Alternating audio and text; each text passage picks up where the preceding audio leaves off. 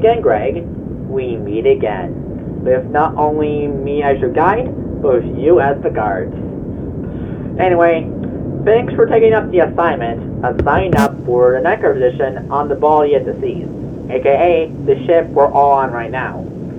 So the reason that us employees at the Paranormal Investigation Association team gave you that assignment was because we wanted to go on the ship's main voyage to see if there are any ghosts on the ship and investigate the many ghost hauntings on it. Speaking of that, when we got on the ship today, we asked Captain Baldi if any ghosts taught the ship, and surprisingly, he said that there is ghosts on the ship, 6 of them in fact. He also said that there were multiple reports of ghost hauntings on previous ships, and he had to call some ghost guys to take care of them. Then, when we asked him if he minds if we investigate the ghost hauntings on the ship, he said he didn't mind. So, here we are. Anyway, I presume you're in the office right now, checking it out, and checking the cameras and the monitor on your desk, right? I hope you are. Oh, and speaking of the cameras, there's 30 of them on this ship. But, according to Captain Baldi, the last 15 cams are disabled at night for some reason. Not sure why that happened. And I'm also not sure why the bow and stern areas of the ship aren't on your camera map. But those things shouldn't be a problem, right?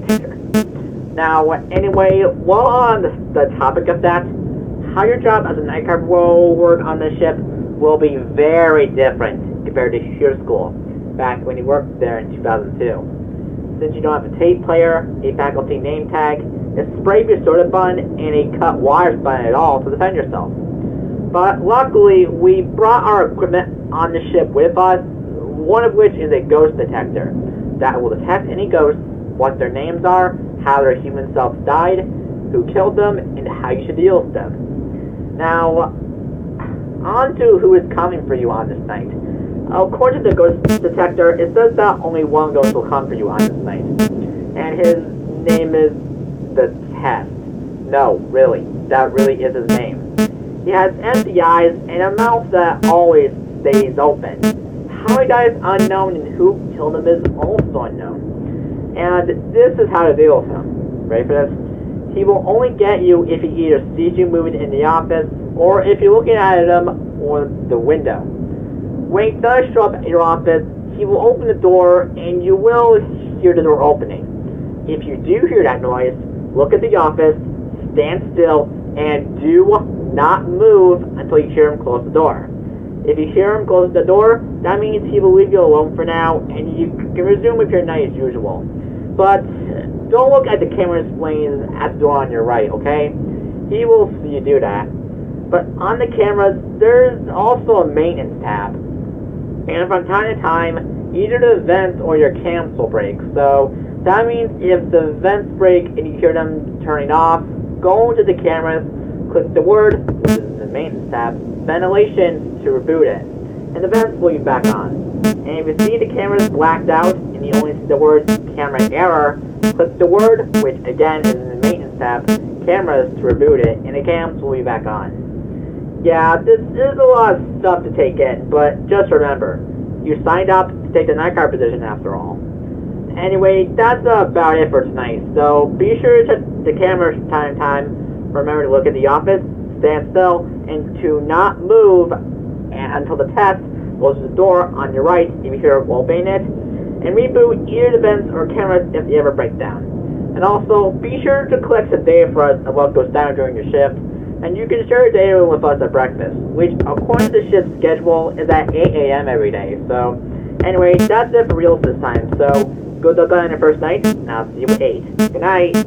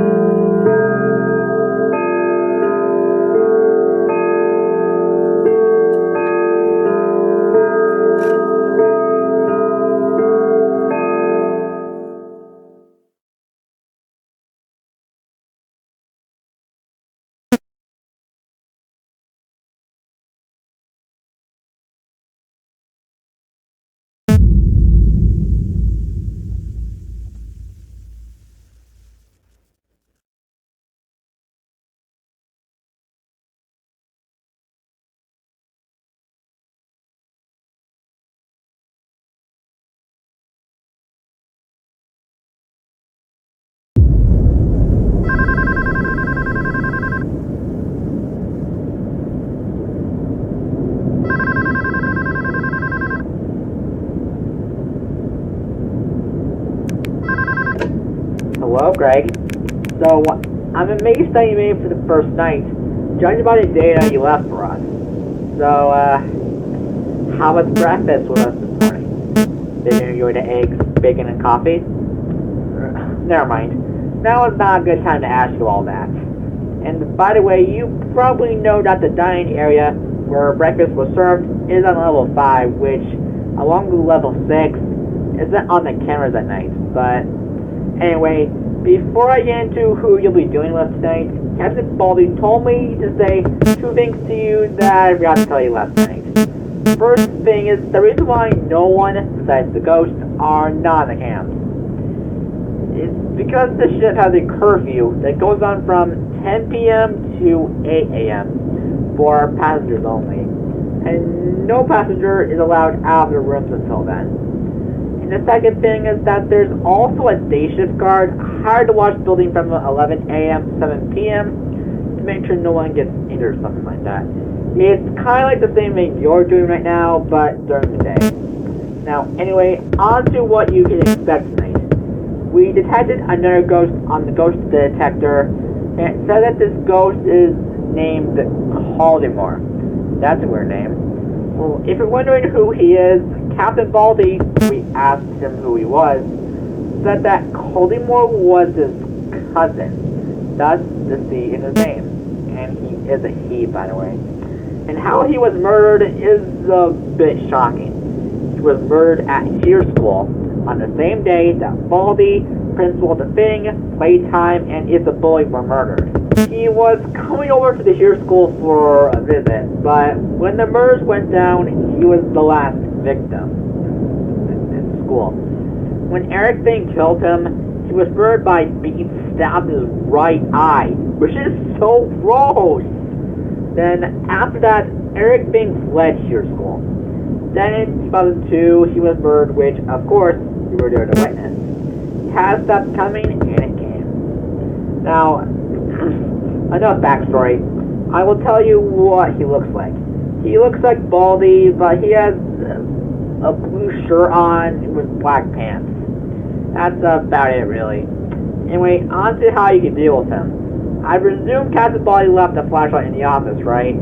Because it's your only way of defending yourself from him. When he does show up at the office, he will tap on the window on your left, indicating that he's there. And if you ever hear that, look at the window and shine your light at him to blind him, and he will go away. But even when Tess is in the office, shine your light on Caldemore quick, then look back at the office, stand still, and don't move until he leaves. But don't use your flashlight too much, otherwise the batteries in it will drain. Because flashlights don't live forever, obviously. Also, the errors in the vents and cameras will be more and more frequent as the week proceeds, so make sure to reboot them whenever they break down. Anyway, that's all for tonight. Do what you did with the test last night. Look at the office, stand still, don't look at the cameras, and don't move until you hear him close the door on your right. Shine the light at Caldemore if you hear him tapping the window on your left. Check your cameras from time to time. Reboot the vents, A-cams, and maintenance tabs if they ever break down. Don't waste your flashlight battery. And again, be sure to collect data for us on Must Go Saturday night. Okay? Well, I'll see you at 8 again. Good luck. Again.